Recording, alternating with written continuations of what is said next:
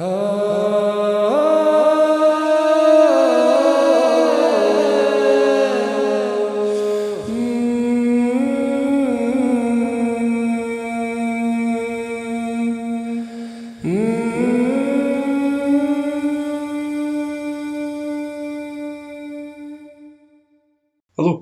my name is Calum McKinlay. Welcome to the Gallus Podcast, where today I'm joined by Ryan Robertson. That is me. Hello, how are you doing?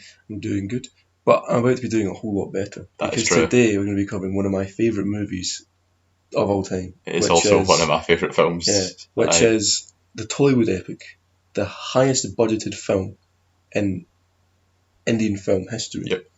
And one of the few foreign movies to win an American Oscar award. Yes, and many Academy Awards as well. Many. And that film, of course, is RRR, which stands for... Rise, Roar, Revolt. Took you a second there. Don't worry. Don't worry about it.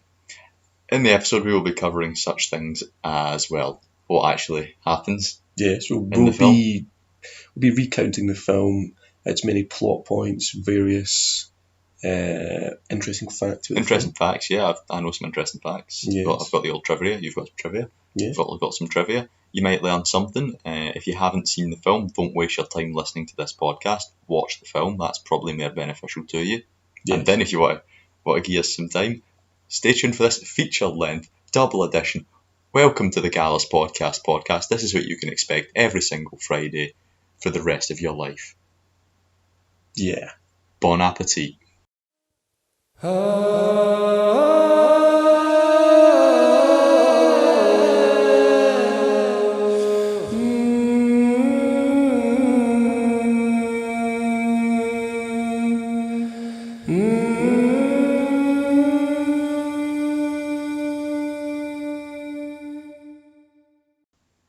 RRR.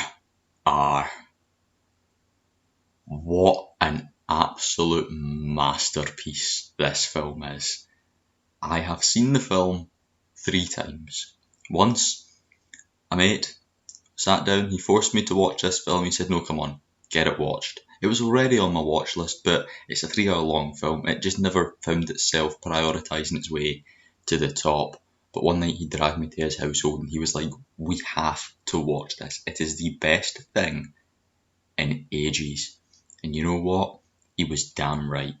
I since forced my father to watch it, and I think he liked it. Didn't think it'd be his thing, but I'm pretty sure I had him turned around. And then I forced my girlfriend to watch the first hour, to which she thought was not entertaining enough. Do better, is what I said to her, and then watched the other 2 hours myself ahead of recording this. Why is RRR so good? I'm not going to get into the Tollywood and Indian cinema discussion, along with the controversiality over its mainstream appeal, blah, blah, blah, blah, blah, over its mainstream success, I should also add in, and how it may shed a bad light on the rest of Indian cinema, a positive light on the rest of Indian cinema, so on and so forth. Not a debate I am going to talk about or have with nobody. What I will talk about is how damn good this film is. You want to talk about hooks? It has one of the greatest openings to a film in recent memory, where a wee lady gets a log smashed over her head because she's not allowed to be shot because of the value of a bullet being worth more than the value of her. That's how you introduce a bad guy. That's how you introduce the tone of the film, which is a comedy serious period piece set in 1920s British Empire colonialised India. It's such a fun setting for a film, and everything, because it's Tollywood, is so over the top in the best way. The explosions are double the size of a regular explosion. The laughs are double as a regular laugh. The confidence from your characters, the charisma, is double the amount of your average charisma and the character. I think about RRR and I smile. That's how good this film is. There is so many sequences in the film that will stick with me forever, and it's this kind of pace that I aspire to one day write like and in. I could stop talking about RRR. I have said that before, but I have also then stated I'm not going to because I don't want to. The film just does something that captures what I love about filmmaking. Fire, water. It's surrealism that it throws at you really, really early on about one of the characters represented by fire, the other represented by water, and well, the two don't mix well, and they have to be best friends. Well, they end up being best friends, and they do mix, and they end up kind of converging and swapping in philosophies and morals, and their bond and their representation kind of grows and changes, and you learn about the characters. You feel so much watching this film, and you feel so much more when you research it. I've done a lot of research into RRR, including listening to an hour sit-down interview with Ram Sharam, the actor that plays Ramaraju in the film, one of our main characters, the fire representative, who has the best introduction to a character I have ever seen, where he massacres not massacre, that's not the word. He outfights 3,000 men and is able to capture someone. I recommend this film to you if you are a average British lad or an average American dude or an average Filipino.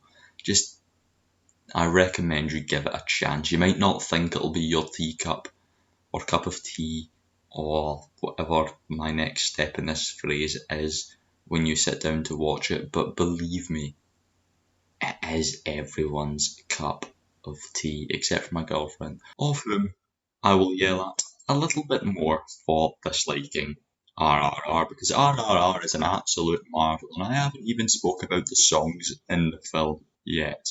Halfway into the film, there is a song called Natu Natu that deserves the Oscar it won. What a song, what a dance number.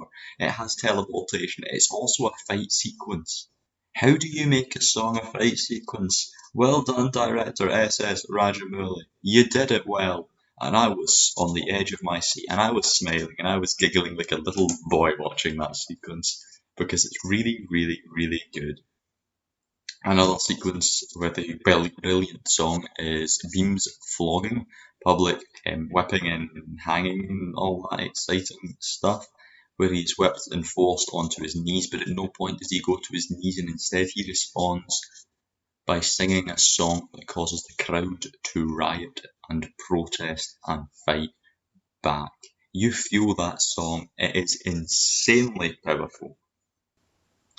Throughout the film, it also has a similar song play about their friendship and their dynamic, where they are destined to end up, and that is another insanely good song.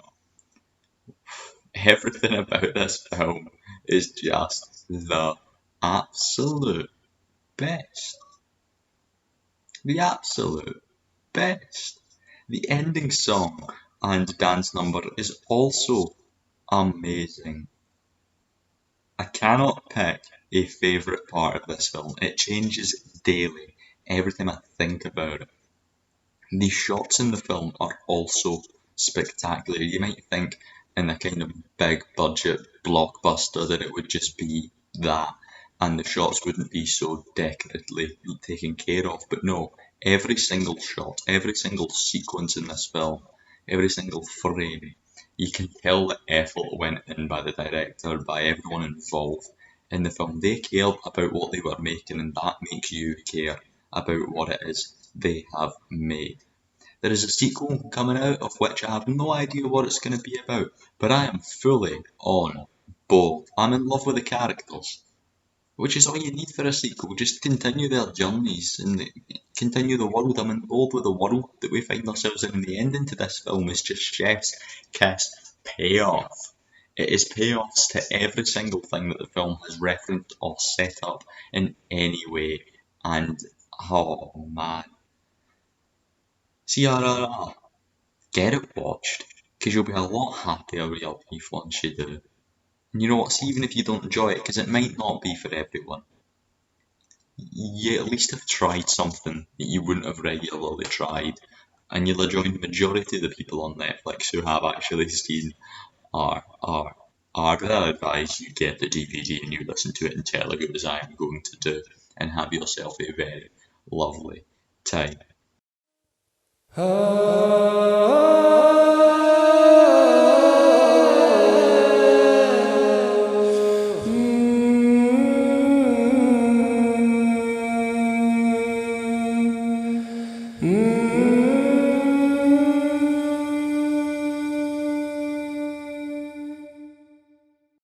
RRR is one of the greatest films I have ever seen in my entire life. From the moment you start watching, the film grips your attention until the very end.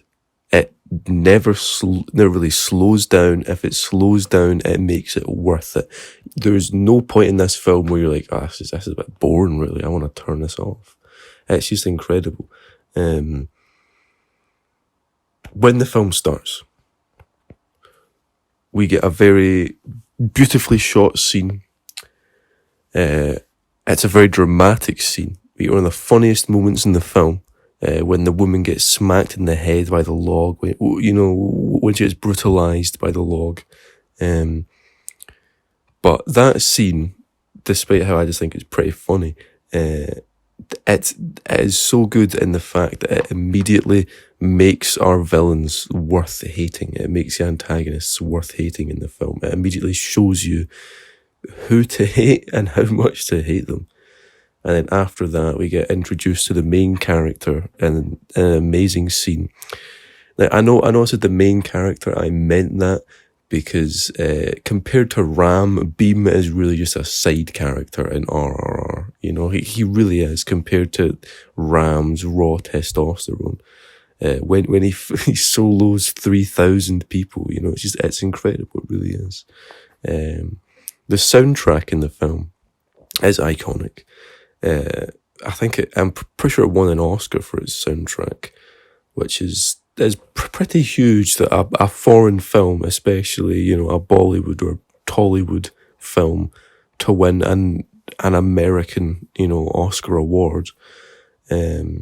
But the soundtrack is good. The dance scene is incredible. It feels kind of out of place compared to how dramatic the rest of the film is, but it's really, really good.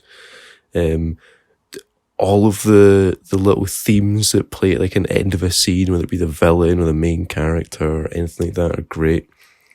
The fight scenes in the film are absolutely incredible. They're shot in such an intense and just wacky way. None of it makes sense, and that the main characters really aren't going to get hurt, but it keeps your attention. It's like the main character has like the strength of a lion, and then the other one has the strength of like 2 lions. It's pretty incredible. Like, you'll see them just get hit with like big concrete pillars or smashed across an entire courtyard or something like that, and they just get back up. They don't really care. They shrug it off. The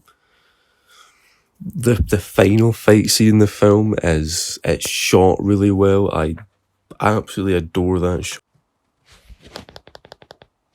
You can see all the bullets flying everywhere. You see all the gunshots going off. But that fight scene is so insane. If you had to show someone the film who didn't care about spoilers, show them that scene to convince them to watch it, because it is incredible. It highlights how insane the film is perfectly when the main character be sending people like flying off, like Ram kicks someone at some point and then shoots him with an arrow before he even hits the ground. Beam, I'm pretty sure, picks up a bike and slams it into a guy, and then he also does like a flip onto a bike, stops a bike with his bare hands. It's pretty insane, it's pretty crazy. But if people do care about spoilers, I would say the scene to show them probably would be the scene, just the opening scene, Ram's introduction, Beam's introduction, because both of those, one is significantly cooler than the other. They are perfect in showing you the main characters and how badass they are. It's perfect. Moving on to something a bit less intense is the romance subplots in the film, and I like how much they let them tie into the story. Jenny, Beam's love interest, the British woman who lives in the huge palace that he needs to get into. I like the fact that he simultaneously likes her, but he also just wants to get in the palace to save Mali, the daughter of his tribe.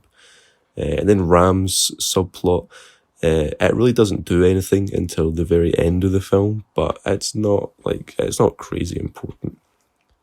Also, Ram's backstory in the film is something which I like. I like the point when they choose to show that. I think personally they show Ram's backstory at the perfect moment, because it's right after he's betrayed Beam. It's right after the big middle point fight scene, the big split in the film, and immediately the audience is thinking to themselves, "Oh, well, I bloody hate this guy. Look at this ass who's just betrayed Beam. For what? So you can get a promotion, and then you find out why he did it, and you're like, that's pretty justified, actually. It's good. It's a decently sad backstory. It also shows that he's like genuinely superhuman. He's had superhuman accuracy since he was merely but a child. Which is it's pretty incredible. I mean, compared to Beam, it's like, he fought like a tiger or something and won. Yeah, it's not really, it's not really that impressive, to be honest. But you didn't hear that from me.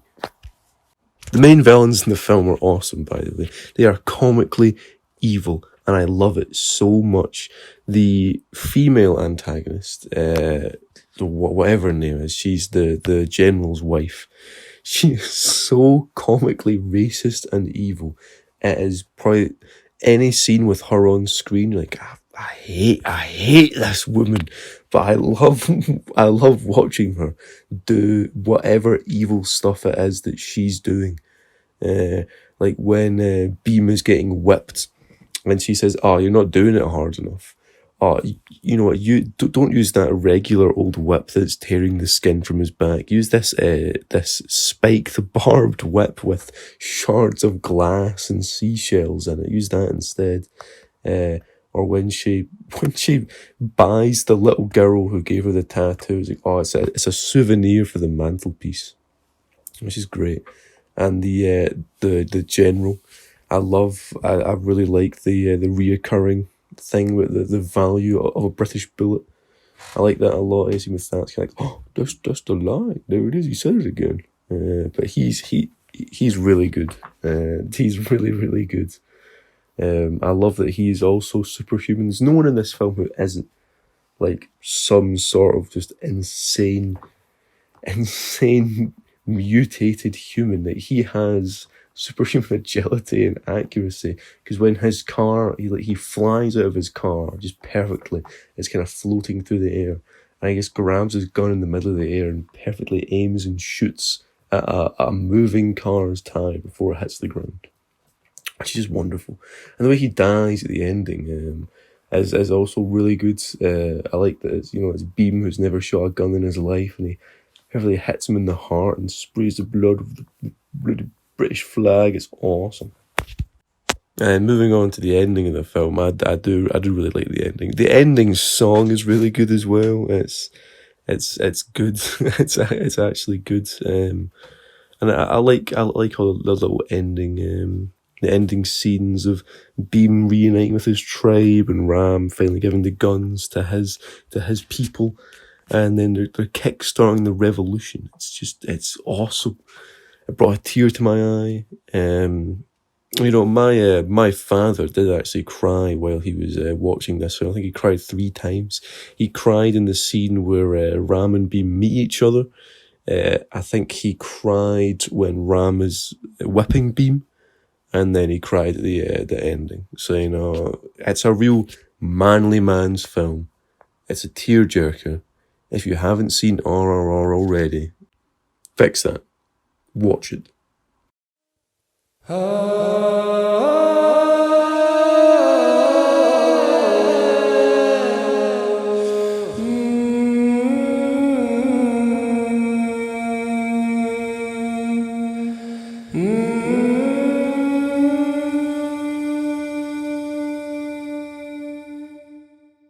So when the film starts,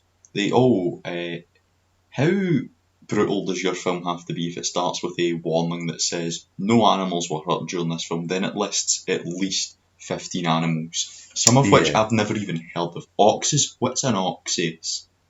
What, do you know what an ox is, man? No, but what's an ox is? I don't know. But who cares about that? Is it plural of an ox? Who cares with the animals? Screw the animals. Who gives a shit? The film really starts when that first big R appears on the screen. It's the story. But actually, before that, isn't there a scene in the village? The big R appears on the screen. Yes. And it then pulls out, and the words of the story arrives, which is your first little part of the first 3 chapters, which open the film. Yes. So it starts in this peaceful village. You hear a girl singing a beautiful song. Such a beautiful song. And it cuts to a woman getting a little tattoo. And it immediately establishes that this woman is comically evil because she says, this will be a nice, I'm sure it's something on the lines of, this will be a nice trophy for the mantelpiece. I believe that's the exact words. That's what she says. And then she gives this man 2 coins and he doesn't know what it's for, and he says... I think you'll find she continues to establish herself as a comic villain. She signals to someone else to give her 2 coins. Yeah. Give a man 2 coins. And he's like, these must be for the tattoo. And then she takes the child, because the child is the trophy for the mantelpiece. And he's like, wait a minute. She's just bought a kid. He's like, wait a minute. And then afterwards, the mother of the kid, she's running after them, trying desperately to get her kid back as they're driving away. She stops the car, and as she's about to be, gunned down, the second comically evil villain appears. And he explains, and this becomes very iconic. I love it. It's so over the top as well. He explains how the value of a British bullet, which has travelled from Britain in a British container, is made in a British factory, all the way into this rifle, it has cost the Crown... How much is it? It's like £1. £1 sterling. It's cost £1 sterling. And then he says, do not waste it on killing this woman. Find another way. So what he does is he picks up a tree branch, shatters it over her skull, and then they leave. And we get a very, very good shot of the 2 coins in her hand as they're driving away. That's how you open a film. 5 minutes in, you're hooked. I remember the first time I saw it, I was watching it on holiday with my family. And my dad had explained to me, like, okay, this film's actually really good, guys. I've cried during it. And then that happened, and I started laughing, and he looked at me with just this look of horror and disgust. No, you're not on the Empire's side, are you? No, but it's still really funny. It is very amusing. That was how you pitched the film to me, to convince me to not watch it, because I've always wanted to watch RRR, but actually prioritise watching it.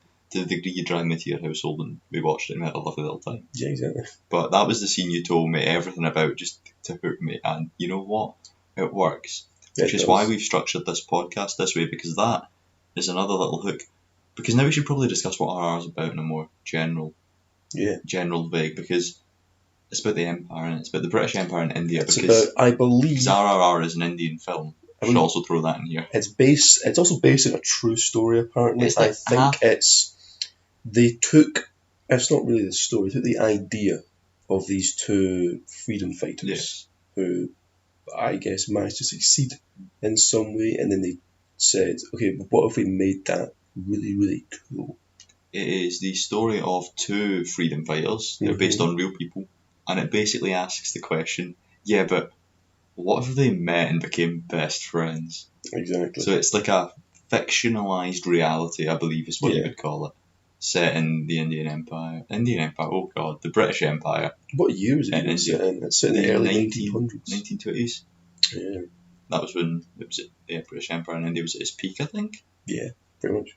This is also a story of 2 men that don't know too much about the history, because India, and India is not something that you typically talk about, Yeah. trying to recount things that they have read, heard, or just know over their 18 years of life. Yeah. Also, arguably just from what I could see in the film, which is sometimes a little bit hard to understand, but it doesn't matter. Because, well, it's an insanely good movie. It also, at some points, it just feels like a ride.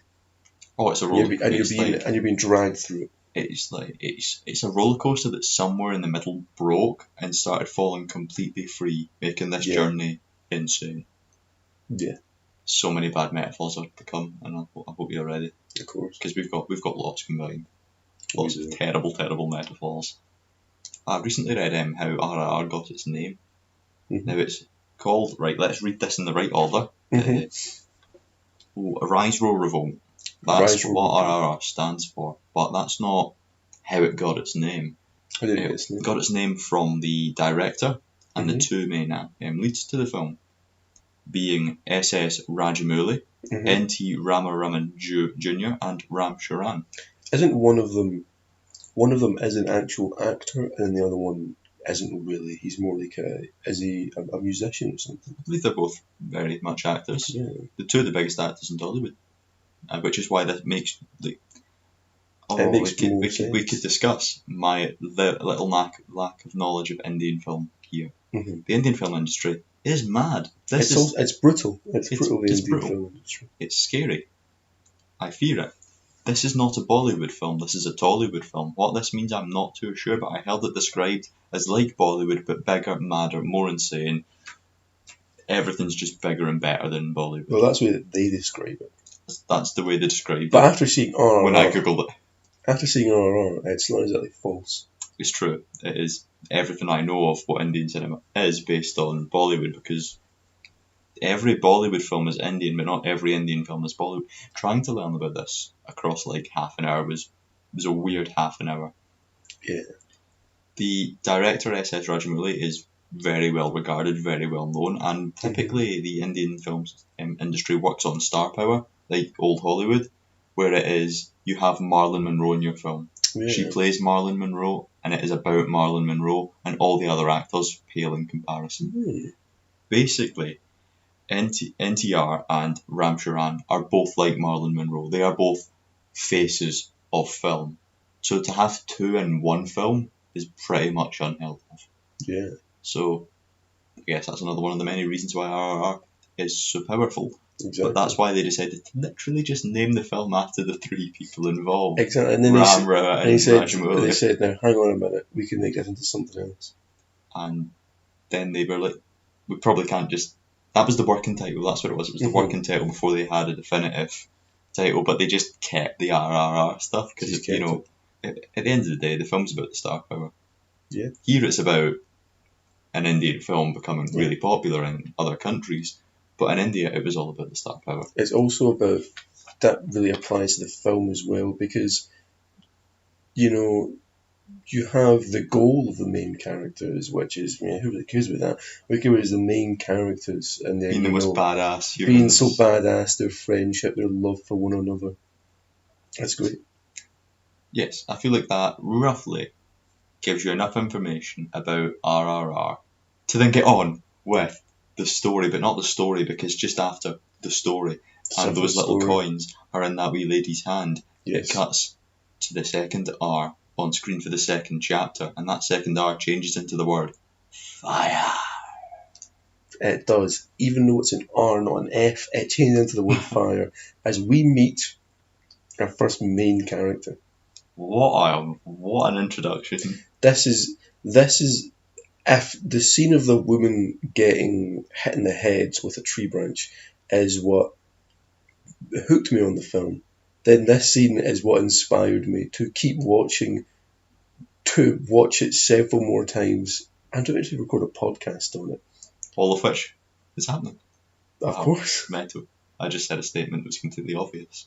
Exactly. But in this scene, it's just incredible. It's hard to get started. I believe it's just outside of Delhi. You've got 3,000 odd extras that were used in this scene. That is a lot of extras. And they are acting as... a gigantic mob. mob rioting because of something political. Now, in this kind of barbed cage is an Empire-based police force. You know, they're all in their line, they're all standing with their hats on, their wee sticks, looking forward. And some lad gets a rock and he throws it at a picture of, is it the king? It's the king. Throws it at a picture, a framed picture of the king, which falls to the ground and shatters. And of course, the commanding officer says, "Arrest that immediately," and points to him. And then the crowd charges at the cage, and everyone falls down. Every officer there falls down, except for one. One man that stays, having not moved, with his stick, his hat, and his moustache. And then after he hears the command to arrest that man, he takes off his hat. He flies through the air, over the fence, plants a shockwave in the middle of the crowd, and starts making his way to arrest that man. And that's what he does. He then starts brawling with those 3,000 extras. Wins. Oh yes, he's hitting them with his stick and he's literally flying forward. I don't want to describe everything that happens in this scene because it is a joy to watch it for the first time. He hits people with his stick, he punches people, he throws them, then he arrests the man, brings him back. Still fighting off 3,000 with people. The man. Then he gets back, throws the man at the feet of the officer who's said to arrest him. Puts on his hat, but gets his cane. Takes a big gulp of water. Oh yes, of course, water, conveniently. Yes. To put out fire. There's a box that says fire. Yeah. And then he goes and brings some water to put out the fire, because he is the fire. He's fire. And then he gets back in line, stamps his foot, and the shot of him stamping his foot sends the 3,000 man crowd back. Absolutely amazing. Absolutely amazing. Yeah. And do you know what's quite heartbreaking about that? Mm-hmm. He didn't even get promoted. He didn't get promoted from that. 3 other lads got promoted. Do you know why? Because they were white and fresh. Yeah, it's a real shame. This really angered him. He really wanted his promotion. Yeah. Then after that, I'm sure he punches a hole in a punching bag. Oh, of course. There's just this visual of him in a gym room basement. I don't know. Mm-hmm. Jacked as hell.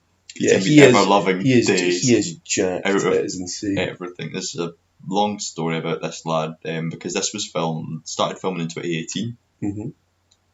Then it kept filming and it finished filming just after lockdown. Mm-hmm.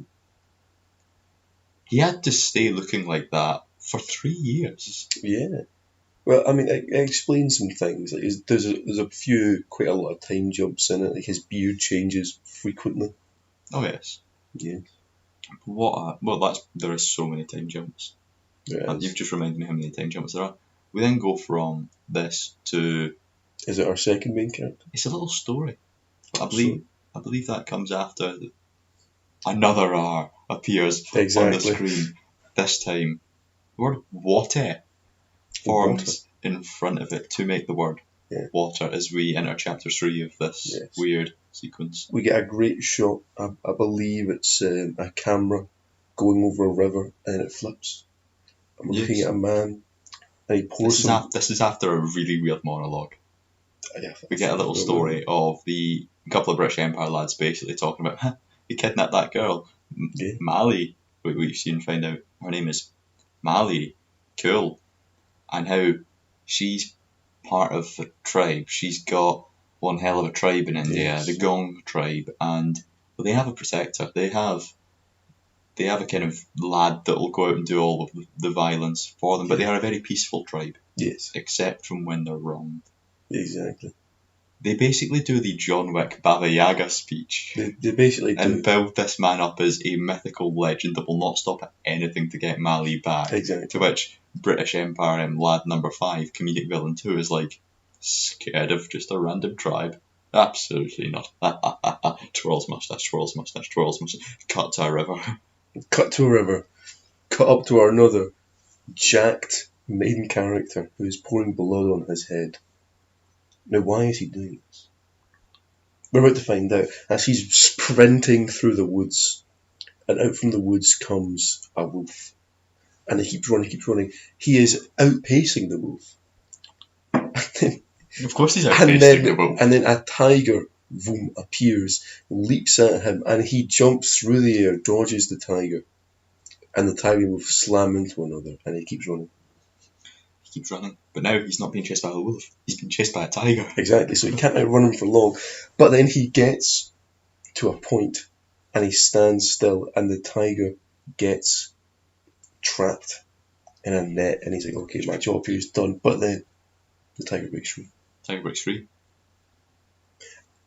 And then he manages to hold the tiger back with this rope mechanism that they have. He contains the tiger as it slashes across his chest and he roars in its face. This man literally saw a tiger Yes. and started tigering at a tiger. Now, well, this is very awesome. This is the start of one of the very few issues in the film, or one of the very few issues I have for it, which is one of our main characters is severely cooler than the other. Cool, yes, but I don't know about more mythic and powerful. I think cool is the word because Ram is, of course, cool. He's a charisma vacuum beam. Black's the charisma. Well, of course, yeah, our main characters, by the way, are called, the one who fought the crowd is called Ram. Of which we wouldn't know at this point anyway. We wouldn't know at this point. But he is much cooler than Beam, who's the one who fought the tiger. Now, you may disagree with that point, but later on in the film it really starts to shine that Beam gets severely overshadowed by Ram. In coolness. They're both mythical because he just bet a tiger because one of his tribe mates throws down some little powder. He throws it at the tiger, puts the tiger to sleep. He then hugs the tiger for a while. Yeah, he hugs the tiger because he's got a tender soul. Then there's a time jump. There's a big time jump. To which we hear blah blah blah blah blah. Beam is now going undercover as Aknar in the city to try and get Mali back. To try and find Mali back. They've been hunting for her for, I believe the time frame is 6 months. Yes. The British Empire declare that they want to find Beam and have him killed. Now that's when comedic villain number 1, the first one we met, who I believe his name is Cassandra. Cassandra, yes, the woman. Married to Scott, who is General Scott, who is the head villain. She's the kind of secondary wife who is probably more evil. I'd say she's more sadistically evil, and then he is more just like villain evil. She states that whoever finds Beam and brings him back to the Empire alive would receive the rank of Special Officer, which is what our boy Ram has been dying for. So then Ram from the middle of the crowd says, "Do you want him dead or alive?" Yes. And she says, "If you bring him alive, you'll be Special Officer, sir. Don't bring him dead." Bring him dead and you'll get a reward, was it, or something like that? Yeah, I think if you bring him dead, you get like £1,000. Yeah, get some money. That's some money. It's still not that much. But bring him alive, and he gets everything he's ever wanted, to which he then takes this quest. And of course, you don't know, at this point, you don't know why he wants it. You just know he works for the British Empire and he wants to become Special Officer back. And he's just had, traitor hurled at him a little bit, which is deserved. He then it's deserved. He then goes to the 6-month time jump because he's going undercover to hunt down Beam in the city. Now he has this little poster with a sketch of what they think Beam / Aknar for the next 20 minutes looks like. He takes this little sketch with him. He grows a beard to hide his true identity, which, immediately ditched his amazing signature moustache. But it's fine because when this man is in his Imperial officer and the moustache and has his stick, he's a weapon. He's a weapon. But see when he has his beard and just regular day clothes with a couple of suspenders. He's a god. He's not just a god. He's like a lovable dad. He goes to like a meeting of people that are hunting that are looking for anti-locals. The locals. It's a meeting of locals and they want to do something about the British occupation. And then he, to try and get on the good side, suggests, why don't we just kill the general? And they all laugh at him. Kill Governor Scott. And then from the crowd, conveniently, Beam's brother appears. And he's like, is this really what you want to do? I think we could use you We've been wronged by them. They've taken someone from us. Could you help us? And he's like, well, of course, my friend. Just take me to your people. And then, they're walking along. Specifically, your brother. Yeah. And then his cover gets blown, unfortunately, and he chases the brother. But he gets a good look at his face. He does get He remembers what the brother looks like. He then finds himself on a bridge. Well, but before that... Is there a before? I think it's kind of... I don't know if it goes back and forth. These scenes happen at the same time. But before that, we see Beam. Oh no, not Beam getting better. He's working in an auto repair shop, and we get comically evil villain number 3. This lad is just called Robert. He's really funny. He is not in the film a lot, but you hate him a lot. He shows up, and he's like, well, you I'm sure he calls him dirty or something. He calls him like a monkey, probably. Highly racist. Insanely racist. He's like, oh, you fixed my bike, you did something to it, it's not working. And then Beam's like, a lady laughs and he's embarrassed. A lady laughs at him, Beam's like, oh yeah, you just didn't do it properly, jackass. And he starts the bike whipping easily. him. He just starts whipping him, doesn't he? And then the guy gets up, he just starts beating the out of Beam. Poor Beam, they're like, please don't hurt him. Generic Woman 5 comes over and is like, stop, no. And then Beam falls in love. And Beam falls in love. And then after that, they say to Beam, they're like, Beam, why do you keep your anger deep down? And then that's foreshadowing for later on. He sees a lady in the distance in a car. He sees a lady. And he falls immediately in love. I think it really is the only not comically evil British person in the whole film. Yeah. Yeah. He looks at her. He's in love. He's in love. That might be relevant later. She's entering a giant palace. A giant palace, and he says, whoa, this shoe is something. And then Ram's on a bridge. Beam is on the shore. Ram is like, I need to find They're close to that each other. guy. They're close to each we other. Get an amazing shot. Jenny, it's a very good shot of the shadow of the bridge being cast on a little boy on a little raft that has just been sent out to catch some fish for Beam. Beam says, I fancy a wee fish supper. Send this boy out there. Get me some fish. Beam's after his chippy. Exactly. And a train is passing overhead. We hear the train hauling oil. Oh yes. And a malfunction happens, and the train falls into the water. A ring of fire surrounding the boy. He can't leave. And this is when we get the part that made my father cry. It's so good. We have Ram. Who looks and thinks, I could save the boy. I could save the boy, but I need help. And he looks and he sees Beam on the shoreline. Wearing all white, like a little white. God and angel. And he's saying the people around him, he says, we need to save the boy, help me save the boy. And then Ram, he raises his fist. He raises his fist to Beam, and Beam raises his fist. And then they bring their fists to their chests. And they both immediately know what to do.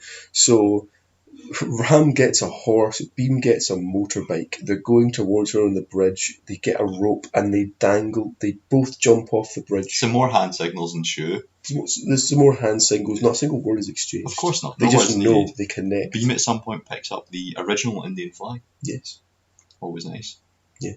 And then they do the thing. They both swoop down. They grab the child.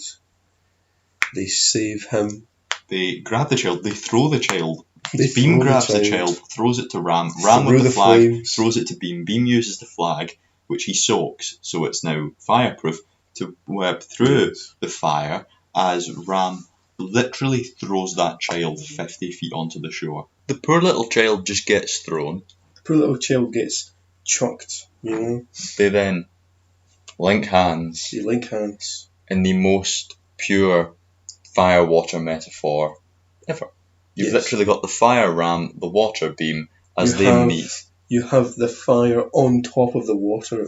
It's so on the nose, it's so on the shore, it's so on the beautiful. Fire. It's so beautiful, it's so well done, because they told them that was a bad idea, and they said, no it isn't, it's the best idea. They said, that's over the top. I'm talking about critics. They said, that's over the top, and they said, yeah, fight us. Everything's so over the top. Everything's so critics can shove it because RRR is awesome, man. I think critics do quite like RRR. Probably. They're so inconsistent. It's Didn't it complaining win an about Oscar? it. Did for music. Non-surprising. Yeah. It won it for its music. Right, they go from this amazing firewater sequence to them both dropping down and running towards each other Yes. underwater, and it then cuts to your title card, which appears 40 minutes in. Bold. Cheeky. Flashy. Gallus.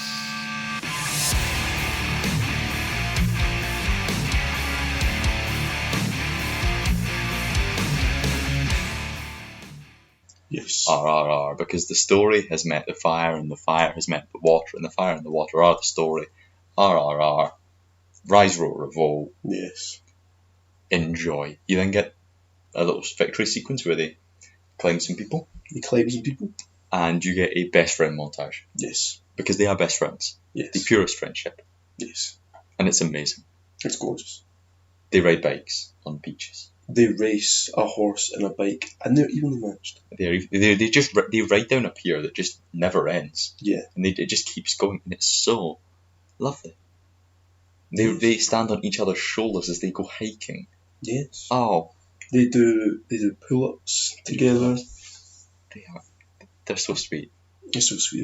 It's so awesome. They're so sweet. It also has in this montage what I believe is the most expensive shot in Indian cinema. And what a pointless. Yeah. It doesn't serve the story, but it's cool. It's really, really cool. It's a gigantic tower of people, and then our two main characters climb this tower of people and get a ribbon, Oh, they get well done. a little pot or something. Yes, they are now best friends. Yeah. They are not just best friends. They are They the are brothers. bestest. They are brothers. They They're say brothers. that many times, but they are also the bestest friends. It is the purest friendship on screen ever. They will Exactly. never fall out. They Ever. never will. Well, I mean, No. unless they do, They will never fall out. of course. Because even then, they didn't fall out. They will never fall out. They are now linked. Or by something that I don't know, I can only describe as holy and godly. Yes. Because, well, I suppose these are two gods Yeah. cutting about These are humans. They are gods among men. Compared to really a are. normal men, they are like 10 men and a lion. They are insane. He said the thing. To skip over some stuff, because otherwise we'll be here all day, watch the film. Yes. Beam falls in love with a lady. Ram basically, helps him with this lady who is called Jenny, who is our nice British character. And then during their interaction, he finds out that Jenny's gigantic palace is where Mali is it being is kept. the Empire's Governor So, Scott's palace. If he gets in there, it's a win-win. He's in Jenny's Exactly. house and he can save his tribe's little sister. They find this out at the market where Jenny invites Beam to a party. Beam gets party. back to Ram in their place. Ram is like, so, how did it go? Are you married? And then he teases her, girlfriend, Yeah. lover, lady friend. He basically lists off all these things. Beam, highly embarrassed, shakes his head a little bit. I love when he does it. He does a little head wobble. He's got a little nervous twitch. Yeah. And it's adorable, because Beam is adorable and Yes. Ram is a manly man. He's a manly But Beam man. is adorable. He also fights tigers if he wanted to. He does, yeah. But not because he hates tigers. No, he loves tigers. Those Really, things. head-to-head moments with tigers. Ram reads this letter and finds out that the party is tonight, because Beam doesn't really know Oh no, English. it's not tonight. It's today. It's That's right true. now. Beam doesn't really know English, which serves a bit of an Yeah. issue for him and Jenny's relationship, whereas Ram acts as the kind of The language translator. barrier, of It's which very funny. he never translates purely because he just wants the best for his boy Beam. Yeah. He is like, the party today, let us get changed. They have a bit of a dress up. Yeah. They dress up and they arrive at what must be the weirdest party ever. They have a full-on entrance. Yeah, they have like high school bullies there who are Yeah. like, oh, what the hell? They might be my least favourite ones of the English I villains, because think- they're the most I want to punch of the English villains. I think, to be honest, they're like probably my it's not like I agree with you, my least favourite, but it's not like I dislike them. I would like to refer to the man in the green jacket as Tobin. Mhm. I don't know his name, which is why I'm choosing Tobin, because it sounds Tory in it. We're just going to call him Tory. You know what? I think that's the best way to do this. We're just going to call him Tory. Tory. I Yes. think it's a little bit political, man. This film is quite political. As actually, This sequence features Tory explaining how he can dance, but these two lads he cannot explains. dance. It's really funny. He literally shoves Beam through his like they cannot. These monkeys cannot dance. Can they do flamenco? And he does the starts flamenco. dancing. And then Ram. Oh, a plate has been spinning, a little metal sheet has been spinning, and right after he says, "Do you know any dances?" Ram kicks that plate up. It lands on the drum kit, of which he has taken over from the black drummer. Yeah. The black drummer of which was very upset with the racist British white man. Also, isn't it, this part's kind of confusing, aren't Indians very, very racist towards black people? Isn't that just kind of stereotype, Sure. or is that just true? Didn't know that. I think so. I remember when we were watching, my brother saw this and he started laughing, and he explained that to me. He explained that apparently Indians can discriminate quite heavily against black people. Not Ram. Not Ram, of course, because Ram then he's just a god. goes to town on the drum, With and her on the immediately drums. Beam knows what's happening. He looks at He him. knows what's happening. He smiles. Ram just plays the drums, making an absolute racket, gets everyone's attention for a while. The black drummer is just smiling. Yeah. in awe. And then Ram teleports next to Yes. Beam. The black drummer. No, he throws them up into the air. He's up into The the black guy catches them in continuous form as Yeah. he literally walks through the crowd. The crowd's part. It's like a Red Sea. To let this man make one of the most badass entrances in cinema. He walks up, rocks behind Beam, puts one shoulder on him and goes, "Do you know Dizzy Nash?" And then cut to the song. And then they start dancing, and this is what like makes it a truly, Tollywood, Bollywood, whatever film, because this dance scene is incredible. It's going Which just translates to dance. it just translates to dance, crazy dance, Crazy dance. and then they're dancing, and they're boogieing, and then Teleporting. they teleport all over the place. Basically, Beam and Ram are doing everything in sync. doing everything in sync. And it looks amazing. This is Of course. shot so well. It's shot insanely well. It's choreographed insanely. It's so well choreographed. It's very, very, very catchy. It As is. you've got Tori just sitting, cutting about, being like, "Oh, this is disgusting. This is filthy. This." And the women are like, Just "No, yeah, but it's not. It's rebellious, and we like it because we're a woman." It's Whoa! And then they awesome. grab Yeah. them by their Censor that part. suspenders. Censor that part where I was singing. I don't want that left hand censor that. But just put a giant bleep over that when I was singing. No. It's It's beautiful.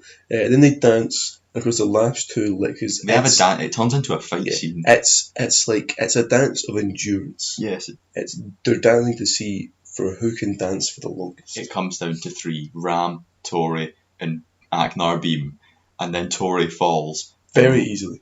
quite easily because he doesn't know Dizzy Natch. Ram and Beam then turn on each other. They face each other and they start tearing it up for about a minute And straight. then all of the women are cheering for Ram, Because apart he's from the hot guy. Jenny, the love No, interest. Jenny of is Beam. rooting for the cute little Aknar, and she, I believe, just sits in the background and goes, "No, come on, Aknar," and she claps twice, Yeah.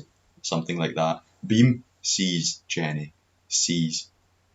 Ram sees Jenny, sees Beam, sees Jenny, sees Beam, and decides, "I could last a whole lot longer, But I'm not gonna. I need to have but I'm going to give it to you." And he falls to the ground, clutches his knee as Beam celebrates his victory, and then passes out and gets Cookie back home. Yeah. Now this scene was shot in Ukraine. What? It was Really? shot in Kiev 3 months before Russia invaded. What? And it was shot at President Zelensky's, the president of Ukraine's palace. That's awesome. It was What, shot just there like- over 3 days. And so, are the scenes in the palace shot in his palace? No. Not just the Just this one. exterior, The the exterior. Parliament's envision, and I believe there was a Parliament meeting on one of the days as they're blaring that show as the Parliament. I mean, yeah, it was shot there, and there was apparently a lot of military, not surprisingly, because the fear of the invasion was still there, and they kind of gaslit Ram Sharan into thinking that it was for them, but no, it was actually for the safety of everyone in the country. Yeah. But it's a fascinating piece of history that they shot that at the palace of President Zelensky, and he was like, "Yeah, just do it, Yeah. do it," because their original film location in India fell through, and they had to scramble it last minute, and somehow last minute source there. I like how it goes from like, okay, so wherever it was in India, pulled out, so their last minute source was the president of Ukraine. It happens. Yeah.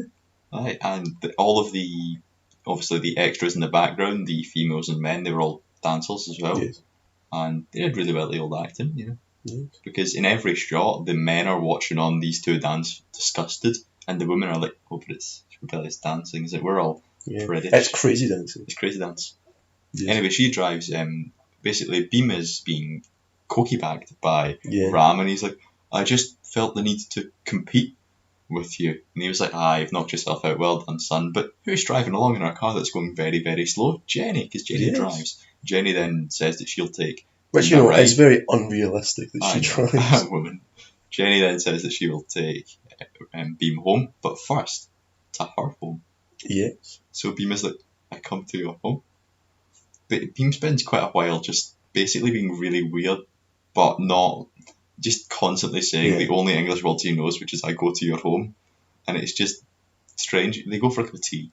They arrive, and we meet Robert again, who immediately tells Beam to use the back door. Who was, you know, the man who beat Beam earlier. Yes, he's here for this scene. Jenny's like, no, he's my guest. They go through, they sit, and Beam just hears, echoing from about 15 rooms away in this giant palace, a song. From Mali. And he goes, Mali! He then tells Jenny, I am hungry. Jenny then says, I will go and get you some food. So Jenny could have used any of the servants here, but no, Jenny, being the only respectable British person in the film, goes to get the food herself. Beam then runs and goes to find Mali, but Robert is suspicious and is tracing him. He's tracking him. He's tracking him down. Eventually, Beam Aknar comes face to face with Mali, who's in a wee prisony bit, and they hold each other for a while, and Beam is like, I will come back for you, Mali. But for now, Mali screams a lot. He evades Robert narrowly, and he begins to plot his plan. They have to go tonight because Governor Scott is returning and coming there, and they're having a grand party. Cassandra's throwing a grand party for her husband, Governor Scott. Meanwhile, Ram identifies paint on the back of the car, identifies paint from the auto shop, identifies that he can now track the brother of Beam, the guy that he was with earlier. He basically, he becomes a detective. He tracks down Beam's brother, the man which he had seen earlier. And then he eventually catches him, and he brings him to a room where he ties him up and tortures him to try and find out where Beam is. Yes. But he doesn't know that Beam's the one he's looking for yet, so it makes it all the more tragic. Exactly. The man that he has captured and grabs a snake. Yes. Throws the snake, it bites poor old Ram, and then the man says to him, he says, that venom is uncurable. You have about 1 day to live. It was an hour. An hour? It was an hour. An hour? An hour to live. So Ram, who just sits down, looks at the ground, and almost has an entirely personality change, gets up, cuts some of the ropes loose and says, you'll be free in about 24 hours. Go, live your life. He then dies. He then crawls onto the street and crawls. Beam, meanwhile, is at the other side of the street, just passing, doesn't see him crawling, and he starts playing. He talks a little bit, and he's like, we have to do it tonight, family. Let us do it. And then he hears in the distance. He hears the smacking of a bowl, and he says, wait a minute. He recognises that beat, so he comes around to see Ram lying there dying, and he runs over. He says, oh my God, what has happened to you? Go, bring me these ingredients so I can cure the poison. I recognise a snake bite. And then he takes off this holy bead. This holy rope. This holy rope that he has. He says that Ram needs it more. He puts it around Ram, and Ram, who had recognised that on the neck of the man he captured, suddenly puts two. He gets a little bit confused at what's going on here, and then Beam explains to him. He literally just sits on the bed and says, "I've lied to you. I am not Aknar. I'm Beam. Tonight we do a thing to capture a girl from the British who have wronged us. Yes. But you must stay here and rest. I have wanted to tell you this forever, but we need to watch who we trust." Yes. Cut to Governor Scott's meeting. Yes. It's all lovely and all that jazz. So great. It's really nice aesthetically, lights everywhere, really nice looking building. And what are you? Behind the military. That's not the military came in. What's that? It's a truck. Sorry, no, it's not the military came in. It's a truck slams through the door. And then on top of this truck is Beam. And he leaps from it with 2 torches. And from the truck leaps several animals, too many. And that's why we find out why he was capturing the tiger at the beginning of the film. His army. His He uses the fire on the end of the torches to control them and basically just lays siege to the house. They're doing battle. He finds Jenny amongst the crowd. Puts her in a car. Keeps her there safely. They don't say a word, but they understand. Exactly. On the side, you just get to watch animals beating up British folk for a while, but it comes down to the face-off. Robert shows up again. Aknar. Aknar and Beam starts whipping him at one point and get revenge from earlier on. He demolishes him. I'm pretty sure he breaks his arm. His arm gets stuck in like a deer's horns. Yeah, his arm gets stuck in a deer's horns, gets shredded. At this point, it's looking like Beam is standing tall. He takes the key from Robert when all of a sudden he hears the words, Aknar, echo from the... Yeah. It genuinely echoes through the entire building. As a freshly shaven... And he's now got his moustache, military gear, and his stick. Looking clean. Riding with horses, a carriage that is on fire. Because he is the fire. He then catapults it, just leaps off, lands, and continues walking in one motion as this thing launches itself at Beam. And he walks up to Beam and he says, Beam, you're under arrest. He just tries to arrest him. And then Beam he's so confused, he's saying, no, this can't be true, why would you do this? And then he's not fighting him at all, he's just taking it. But then Ram, he makes a mistake. He pushes Beam and Beam drops the keys to where Mally is being held down a drain. And then he starts to attack. He's beating the out of Ram, and then they start fighting. It's such a good, it's so brutal. The punches are so hard. It's really sad. Yes, it's really sad. At one part, they perform a chain wrestling sequence of literal, just straight professional wrestling submission UFC style moves. That's great. Until, oh no, Beam is thrown into the waterfall, which leads to all the water pipes going mad, and Ram is thrown with a torch into a box full of fireworks. He knocks over a torch, which is on a thing. It falls onto all these fireworks, which gives us everywhere. The insane shot of Beam the water with all of these hoses from the pipes flaring water everywhere as he is standing, holding one of them, 2 of them. Waterfall going everywhere because it's all broken. I'm pretty sure around here, it plays that song from earlier about how this friendship end in tragedy. It's a wee bit later on and it's a lot slowed down. Yeah. It's very good and it's a very good callback and it's well done. You've got Ram on the other side who has all these fireworks going mad, flame torch. They then run at each other. They clash. They clash.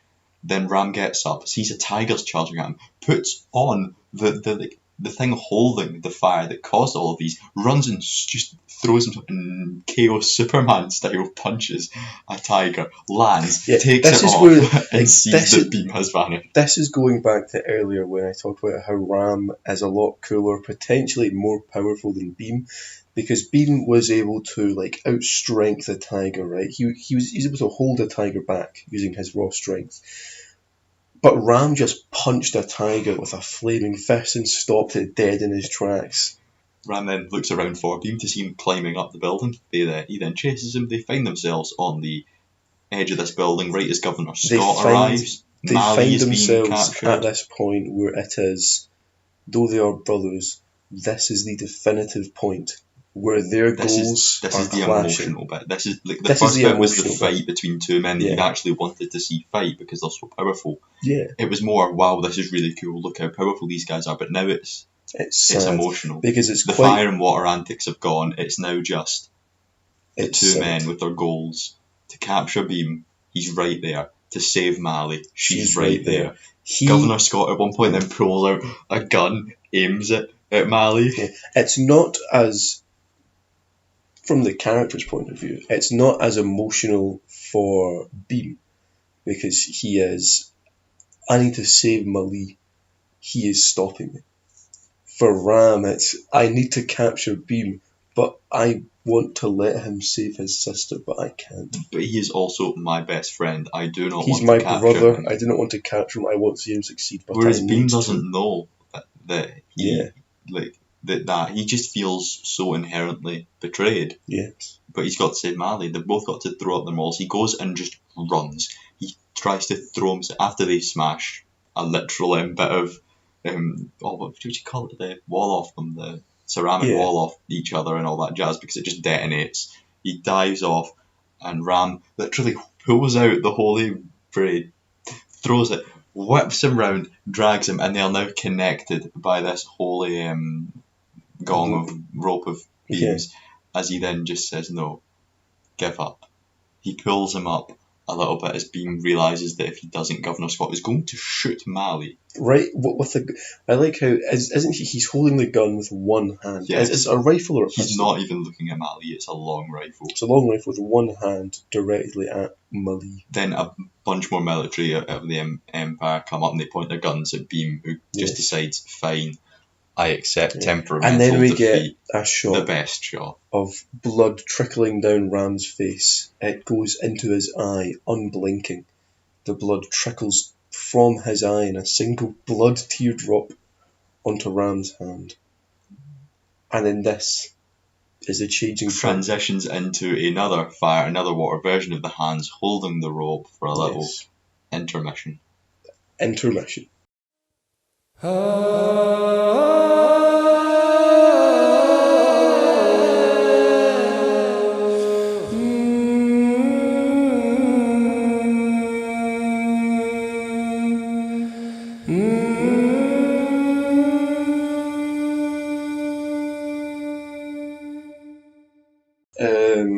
You haven't seen Hocus Pocus, have you? I have not seen Hocus Pocus. No, it's very good. We'll do a Halloween podcast on it. There's a little teaser for you coming soon. Hocus Pocus podcast.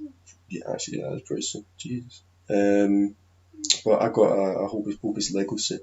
Amazing. For my birthday, and it's huge, big house. It's got all the props from the film. It's got a little candle. It's got 3 Sanderson sisters. It's got the graves of the dead child in the film, stuff like that.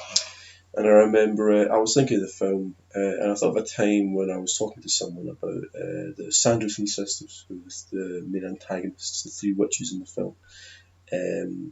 I'll pull up a picture for you, Ryan. This is revolutionary. Because you haven't seen it yet, but one of them is definitely not like the other. One of these is very different in appearance from the other two, as you can see. Yeah. And I had said to someone, I could fix the blonde one. And in Hocus Pocus, the way that the Sanderson sisters, these 3 witches, are summoned is if a virgin lights this magical candle on Halloween, then they're reawakened, they come back to life. And I'd said, well, when Halloween rolls around, you already know what I'm going to do. You already know that candle's going to get lit. So see this wee pen drive? Yeah, the audience can't see. It's got bumps in it. What? It's been through the walls. Just admire it. Did you nibble on this or something? Why has it been nibbled? It's your pen drive. It's not. What is it? Is this from uni or something? I sourced this from Gallus Podcast host Josh White. Do you think his dog Alfie went to town on the pen drive? Definitely Josh White's dog bit this. Definitely. So if you were to play with this and then tan your dinner, you'd probably eat dog. Yes. I mean, I'd try dog. I was talking to an American one time, and then obviously I was like, I was like, so how old are you? And he's like, oh, I'm in I think he said 10th grade, something like that. And I was like, okay, that's not an age. And then I said, okay, so how old is it? Yeah, I'm in the 10th grade. I'm like, yeah, so what age are you? And he's like, yeah, I'm in I'm in the 10th grade. I'm like, yeah, however old he said he was. And I was like, are you stupid? So what is that you're drinking? Pure brew. No, it's power brew. So it's alright, I guess. It's really cheap. Diablo. Diablo's such a good one. So this is the I'm currently drinking. It's the new Iron Brew brand energy drink. flavoured Diablo cherry. It doesn't taste like Iron Brew, it just tastes like a slightly sour cherry energy drink. It's alright, it's very cheap, I prefer Red Bull. Out of 10? I give it like a 6.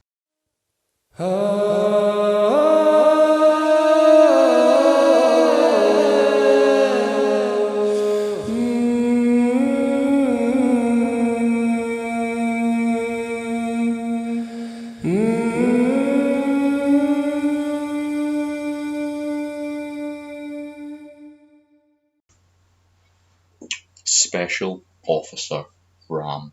He now has the role of Special Officer. Beam has been captured. Yes. Ram is able to do everything he could ever want, which is when you are met with the twist, is what we're going to call it, which is his backstory. His backstory is that he's a good guy. He's an honest Indian. Yeah. I don't know why you say it like that, but he's a good man. We find his backstory as he sits in a room full of guns, and he looks at one, and it flashes back to when he was a child. With a little nipper. Is this?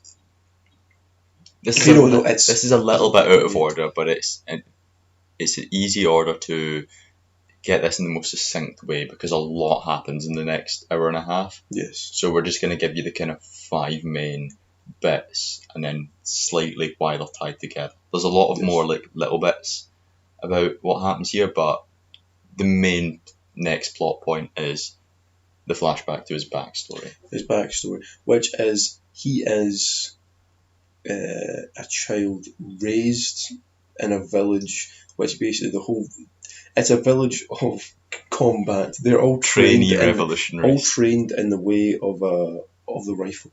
Yes.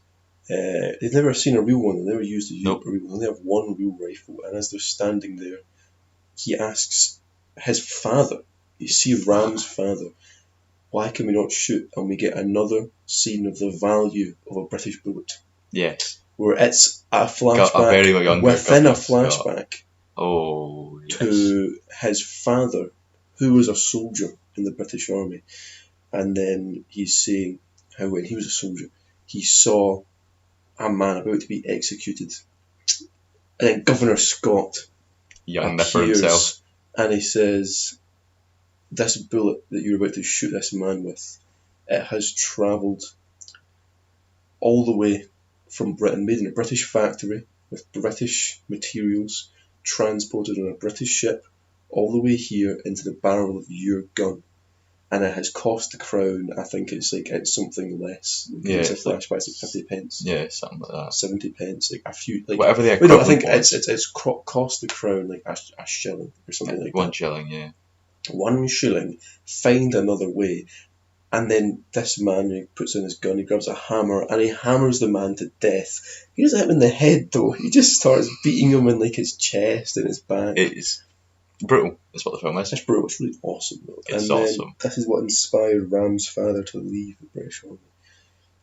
Is there a third time they explain the value of a British bullet? I feel like it happens 3 times. Later on. And then after this, we get more of Ram training.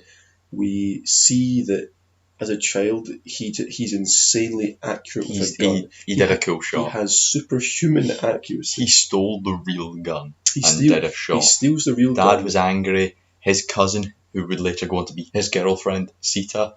I don't think it's his cousin. I think it's like a childhood friend. This is important because I've said this many times, and if I'm wrong, I want to be proved wrong. So please continue explaining whilst I fact check this. He shoots this little target with his gun. And then his father says, what, you shot it from this rock, which is maybe like 12 feet away? And he's like, no, he shot it from over there. And she points to a tree, which is like 300 feet away. He shot this target from there and got a perfect bullseye. And they go back to the village and we're like, okay, he's ready. But then the British attack. They attack the village. Ram's mother, I think Ram's brother or other childhood friend gets shot, killed, and then his father has a last stand where he's shooting his gun with immense accuracy, killing the British. But he gets shot and he can't hold out for much longer, so he straps himself full of dynamite and he tells Ram to take the shot. As Ram is in a building, onlooking his father to be arrested by the British, strapped full of dynamite, his father shouts out, "Ready, aim, fire," and Ram shoots him, killing his own father for the safety of the village.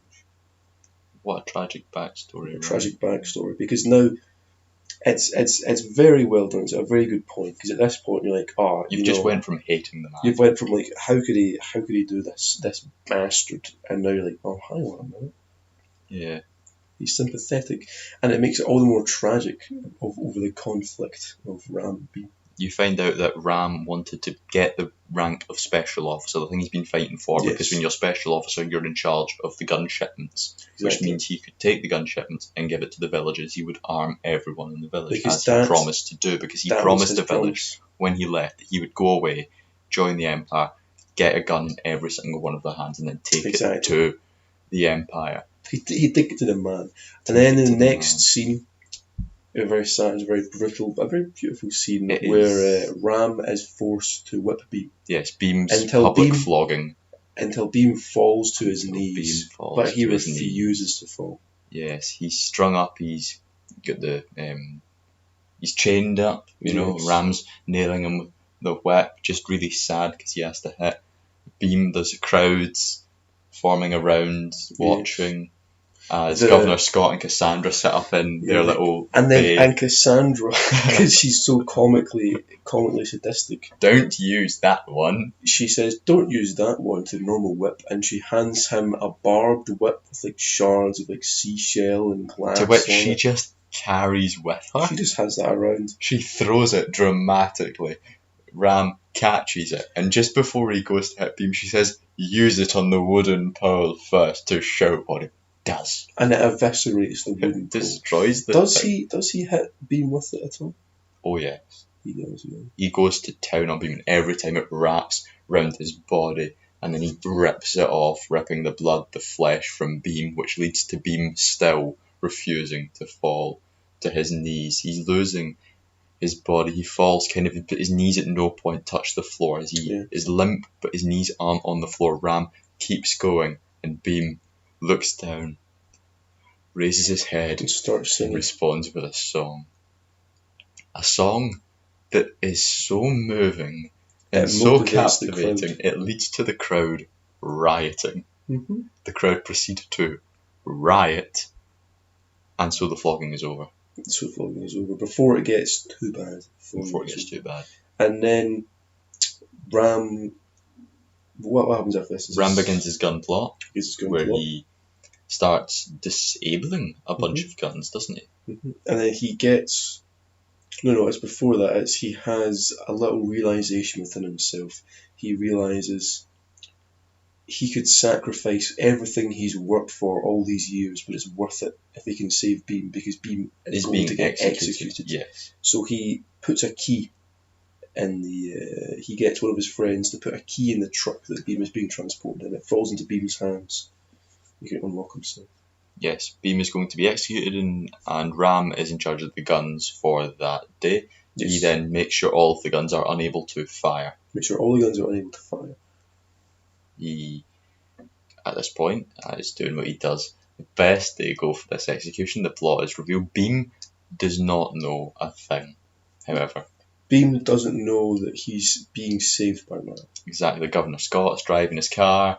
Yes, Ram's they're going driving his along, car. and then boom. Beam is sitting there, about to be hanged, and the cars Oh yes, are but coming. also because comedic villains, they are going to do it in front of Mali. Yeah, they're purposefully bringing Mali, and then he's like, okay, I'll take Mali in my car. Yes. And then, as Ram is driving along, all the cars behind him, he speeds ahead. Governor's like, wait a minute, what is he doing? Then he hits a little rope or something, a tree falls over on Governor Scott's car. Which Governor Scott. launches Governor Scott's car. Governor Scott, he's a little bit of a god himself. He flies through the air in slow motion, catches his gun, aims, shoots the tyre, on Ram's car, saying the car, constantly flipping through the Yes. air. I think you'll find that he's not a god, but he's in fact Satan. He's saying, And they didn't just say he's kind of evil. He's the most evil character. Yes. He is the most satanic character, just Yes. like Beam and Ram are the most godly. There's also something else about this film, is It's so it grand. has a lot of slow motion shots in it, Yes. but none of them are like bad. No, it's They're all actually, so like, well. They're pretty good. And it's all done for the right things in the right time, and it adds to how grand the film feels. Yeah. All of the shot, it's usually shot in wide shots, Mhm. which is very uncommon, but it's But they pull off. you can always see so many characters in the background at all times. It's absolutely phenomenal. Ram then runs, does his thing. I think I might watch it again today. I mean, yeah, No, before Ram starts running, he gets injured. He gets Yes. impaled on a tree branch. It was the kind of thing where my mum saw it. She Oh, went, God, yeah. Yeah, my got mum thrown saw into it. the She tree. gasped. Yeah.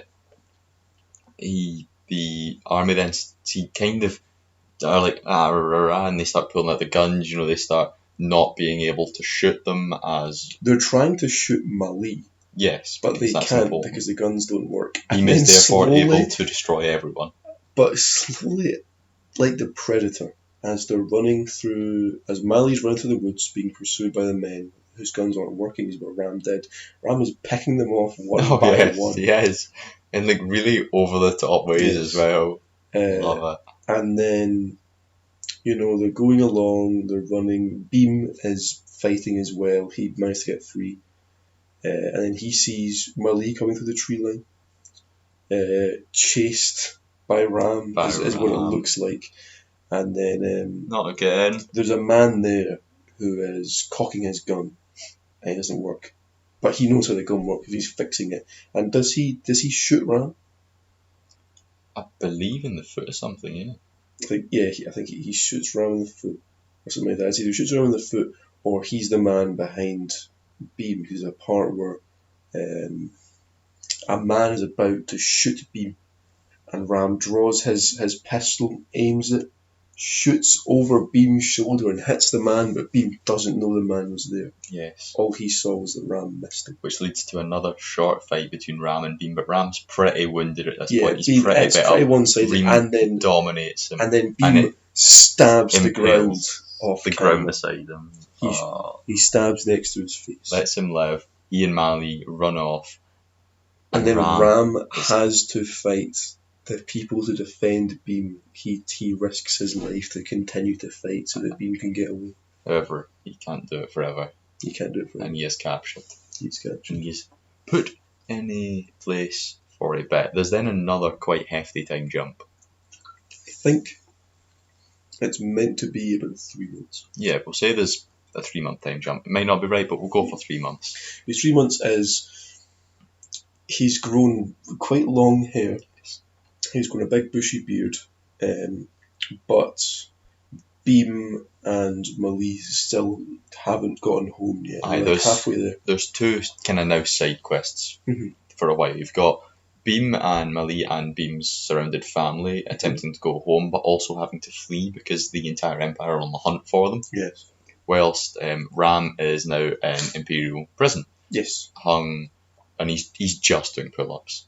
He's just caught doing pull-ups. Governor Scott Uh, comes to visit him, isn't it? Governor Scott goes to visit him, and then they're like, okay, we can't break his spirit. So they break his legs and throw him in a hole, but he keeps doing He still does pull-ups. He's in this hole. That'll be relevant in a while. We now cut back to Beam, who is just, he's kind of out, doing his thing there. Trying to hide. And then as in they're places. hiding, They they're find almost themselves in discovered. this kind of shelter. They're almost discovered in this shelter, but a woman steps up and saves them. A woman says, "Oh, those people over there have is it cholera?" She Smallpox. says, smallpox. So the British leave, and then Beam is like, "Who has smallpox?" And she says, "Oh, no one. I made it up. You're And safe." This lady isn't just any lady. She's a very special little lady, She's Ram's girlfriend. who apparently has no blood relation to Ram, Yes. but So what? You looked that up and found that? yes, Yes. but she still calls his father uncle. Like close friend, probably. Yeah. Yeah. So there's no direct blood relation, Yes. but it's an easy mistake to make, Yes. and also it wouldn't surprise me. Anyway, Yeah, and then she tells a story. She tells Ram's story. she to tells Beam. Ram's story, which leads to Beam just Beam, no hesitation. I must save him. Beam breaks down. He says, how foolish I have been. I betrayed my brother when he tried to save me. I will save him. I feel like Beam has all of the incredibly emotional overacting There's scenes. like 2 or 3 consecutive big realization moments, because he realizes that she is the girlfriend that Ram spoke about, and she realizes that he is the best friend that Ram spoke It's about. the other wrote about on his letters that he used to send her. The other weird thing is majority, except from the big, Ram is actually working for the revolutionaries, but is pretending to be the Empire Revolution. Most of stuff like this, the audience always knows. Yes. So it's the revelation for the characters But that it's you're still- witnessing, it's still and it also somehow engaging. feels more powerful Yeah. because you know, and you're getting to see these characters you've actually fallen to feel very fond of, Yeah. realizing the things that you wanted them to know, because that means one thing: Ram and Beam Our are friends separated. again. They are very far apart. One's in prison, and one has to get through an entire empire to be there, but they're on the same page. Those good books. Now they're both very adamant revolutionaries. The most powerful revolutionary in Beam, the one that is feared, the protector, and the man that was the Empire's inside job. Now, back on the first act of the film, they couldn't work together to take down the Empire because of Yes. Ram's cover. But now the cover's completely blown. These two gods can team up and fight the Empire. Yes. The only thing stopping them is one's in a hole and one's a wee bit far away. But you know So what? That Beam- doesn't seem like that big of a problem. That doesn't seem that big of a problem. So Beam manages to get to the prison. I don't think it says how long it takes him, but he gets to the prison. He scales a big wall, he breaks in, he's sneaking, he's crawling the floor, and he thinks, how am I going to find Ram? So he starts hitting the ground in a rhythm, and somehow Ram can... I don't think it's really how it works, but Ram can hear him. No, they have this gift. It's Mhm. the not spoken word gift, because Yeah. they've got echo communication, all that jazz. They were able to talk when Ram was bet up with the snake. Yes, He was able to talk to him. The hand signals, of course. which I just did to Yeah, your side. the hand signals go. Yep. They have this unspoken language. They do. And then Ram hears the thumps. He says, Beam, and he starts hitting the wall He as comes well. back. And they track each other down. Beam rips this cage that's protecting the hole. He rips it out of the ground, freeing Ram. I forgot. It's so. And then mental. Ram, he can't walk. So Ram sits on Beam's shoulders. Just like those friendship montages. And they're running along.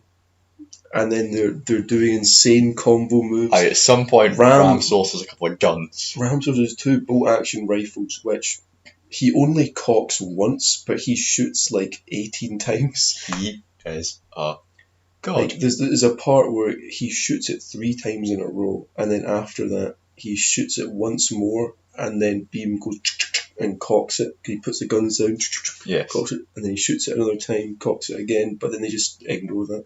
That's not important. And then they make it out. They do their insane combo moves, but the British, they're tracking them down. British are tracking them down. British are tracking them down. Right, here's where my memory, having Okay. watched this recently, goes a wee bit hazy. This is the part which I can remember this part quite clearly. Beautiful. So they're here in the woods and they find themselves by a statue of, I think it's Shiva, the god Shiva, and it has a bow and arrow. It's got a bow and quiver of arrows, and then This is the big fight, isn't it? this is the big fight. big fight. And then Of course. Beam was like, okay, stay here. I'm going to go and get you some water from the river. You heal. Water. Yeah. It's the water. Yeah, water. Anytime water and Exactly, fire is water. in this film, it's relevant to the Yeah. characters. And then the British are coming. It's British commandos, but it's old school, so it's pretty funny. So they have those like pan helmets Yeah. with like a little bit of like ghillie on them, a little bit of ghillie suit. Now, Governor Scott's, what I'm going to call castle, Fortress. is like as close. Was to looking over the prison, It's looking over the prison and it's looking over this fight. which means it's now looking over the woods beside the fight. Yeah. And for some reason, Governor Scott's little like servant man, who is wearing like a butler suit, is also there amongst the commandos. Yeah. And then they're sneaking up. Because he sent everyone. Yeah, He sent everyone. They're sneaking up on Beam. And then they're about to shoot him, but an arrow flies through the woods and impales him. And he goes, "What?" And he turns around, and Ram is healed. He can walk He's yet completely again. healed. He is wearing a orange kind of laurel. Yeah, he took some of this fabric from the Shiva statue and he's wrapped it around himself. He's wearing it. He now is the god Ram, Yeah, he based is. on the real god, Ram. Exactly, yeah. Oh, what a... And then the fight ensues, several slow motions. the single most badass thing. There's ever. lots of fire. Beam Lots of fire, lots of water, Beam lots of picks everything. up a bike and throws it at someone and it Yes. explodes. The fight reinforces my earlier point of Ram is much cooler than Beam very often, because most of the fight you're watching Ram and it gets to Beam, but his section is very short and it's back to Yes. Ram again. What Beam does is like he picks up a spear, he'll impale a guy, he punches the guy to death, like these little claw things.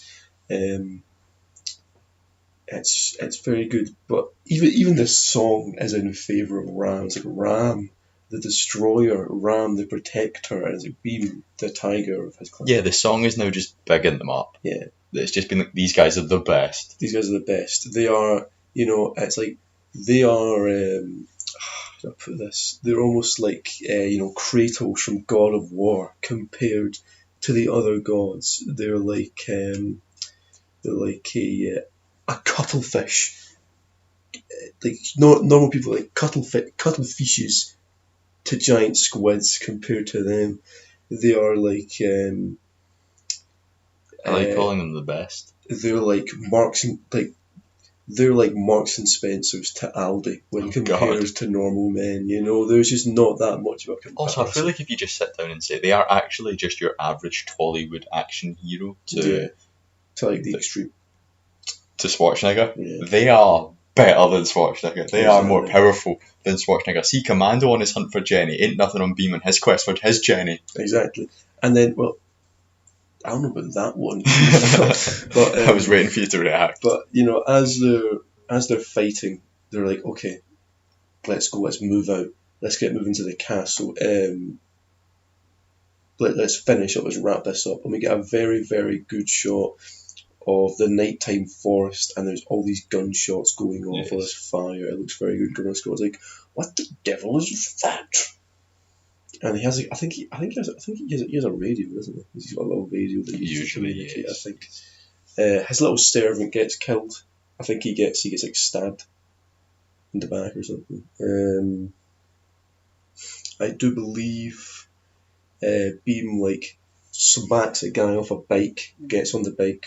Ram gets a horse, gets on the horse. No, he flips the bike with his own hand. He flips the bike and he's on it. Lands on it. Ram lands on a horse as they head to the fortress, riding through the forest.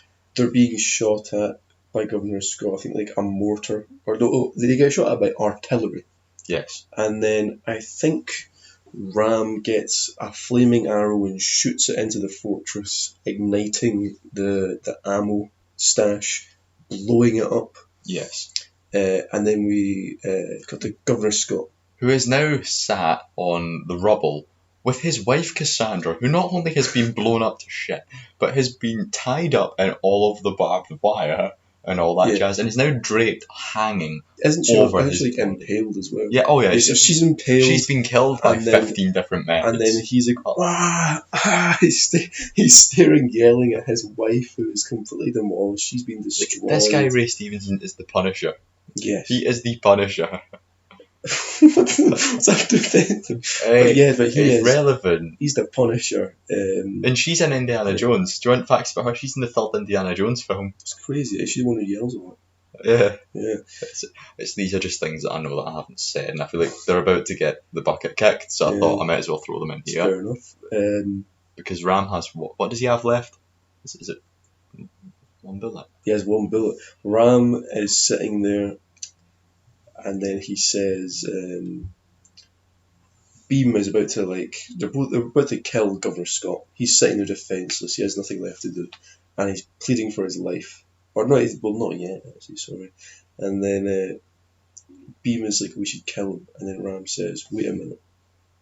We have this bullet here, and it's travelled in a British ship, made in a British factory, travelled in a British cargo container all the way here into this rifle. And he says, I think he genuinely says, like, let's return it to the heart of Britain, let's return it to Britain.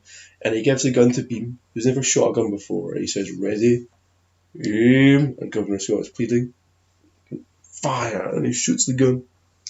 Travels through Governor Scott's heart. He flies back in slow motion, and then a splash of blood falls on the flag which says the sun never sets on the British Empire. That is called Cinema. amazing. It's called cinema, Ryan. It's perfect. That's the last 3 hours of this film you should watch, because we didn't do it justice. We didn't do justice. That, especially that final fight. That final fight is a payoff to every single thing But that was remember, ever set up. it's not done yet. It's not done yet, but just in terms of all of that is all of the payoffs you need. Yeah. So the film very quickly kind of wraps itself up. I think there's a shot of Beam and Ram together holding up the Indian flag, and then I think it cuts to the beginning of a musical dance number, which is also very good, by the way. And then Is there not a part where Ram returns to his people? It's entwined Cut in the middle between, of this. It cuts back and scene. forth from a dance It number cuts to Ram giving the guns to his people, going back to his people. It cuts to Beam delivering Mali back to his people. They both achieved their mission. I think Jenny goes with them.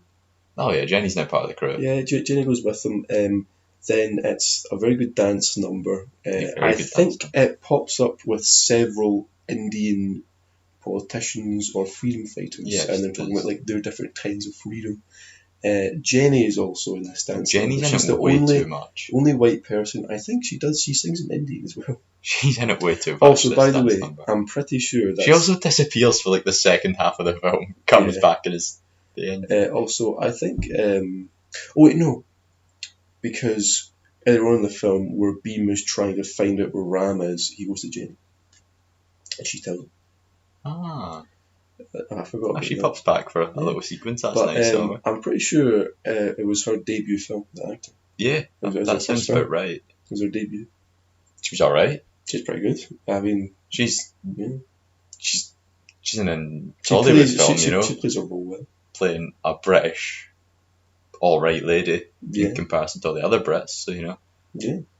And his dance numbers there, and it concludes, and you're just left with this feeling of satisfaction. It's on Netflix.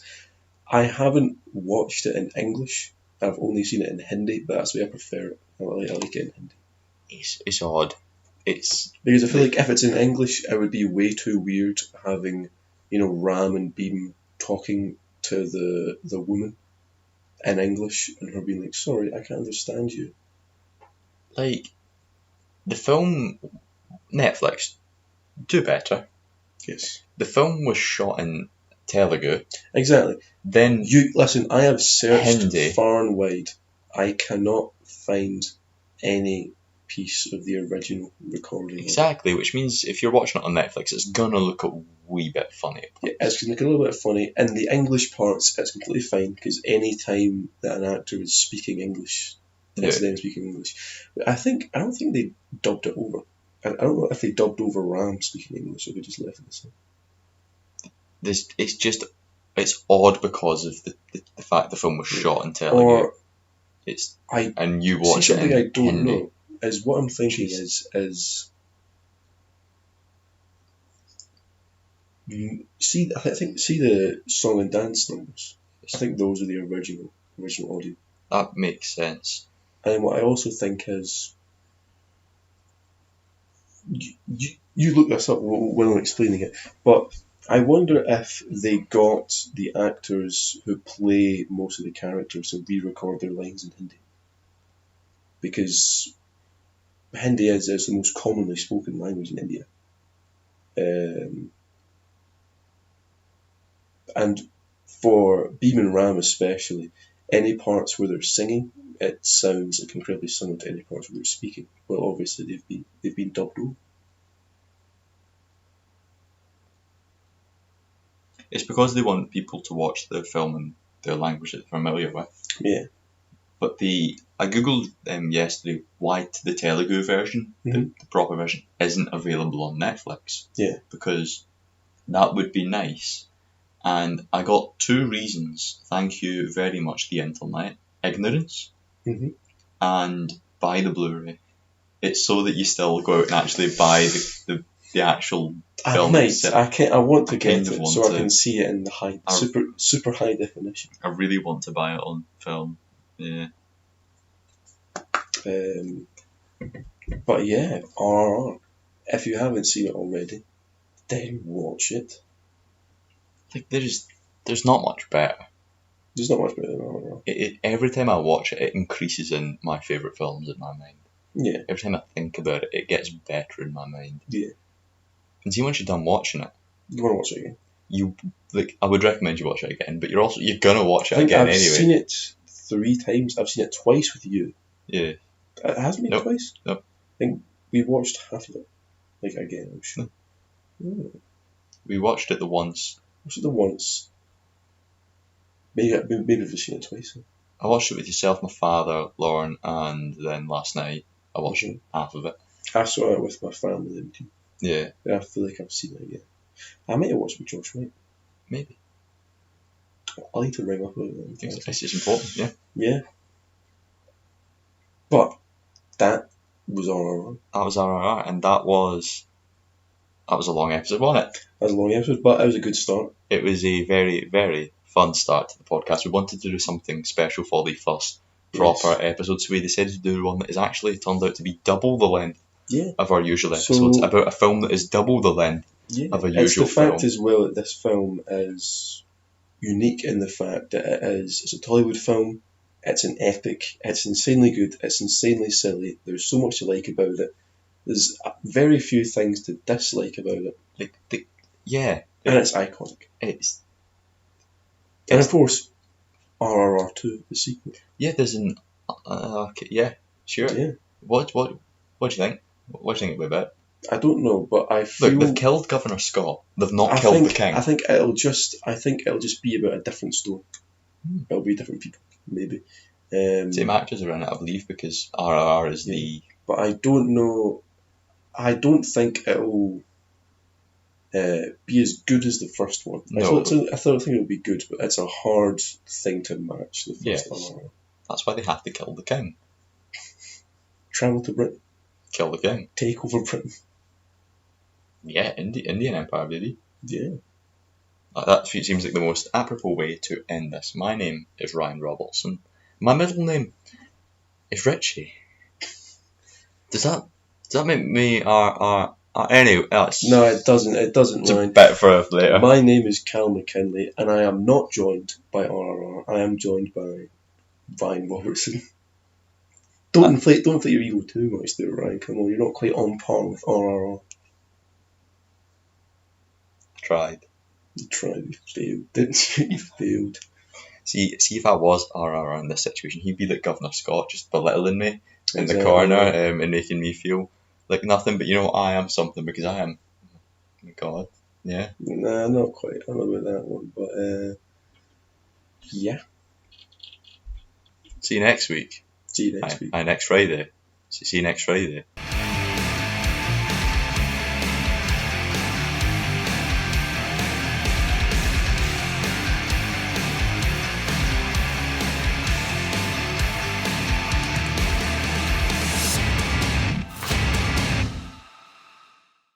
Random facts I want to randomly insert into the thing. I felt like it wasn't tonally alright to say that Ray Stevenson died at the age of 58. Yeah. The dance shakes the earth because it literally shakes. That was one I forgot. The RRR interval, that's always fun. Sita. Who's just weird. What one's on the... So, on the back of it, my RRR notes are going to be my notes for the Stone of Destiny podcast featuring George Surgeon. That's just fun. It's going to be awesome. I can't wait for it.